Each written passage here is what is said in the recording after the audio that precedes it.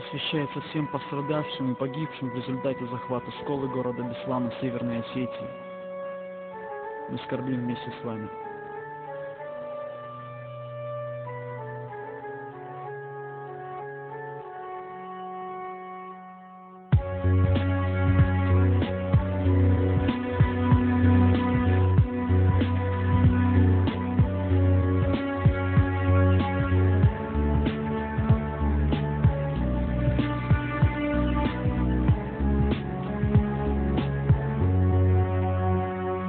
Сентябрь, Осетия, солнечный день, дети в школу идут, у них сегодня важный день, но вдруг по всем телеканалам передали сообщение: захвачена школа, захвачены дети, но никто не поверил, ведь такого не бывает, этот мир сошел с ума, уже детей убивают.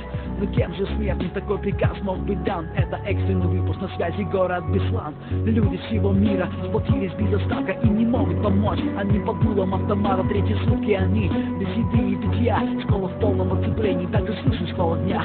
Мир замер в молитве, Всевышний, верим мы в тебя, не позволь захватившим покалечить дитя. И вот удача пришла, начались переговоры, но что-то вдруг пошло не так, и зарыдали горы.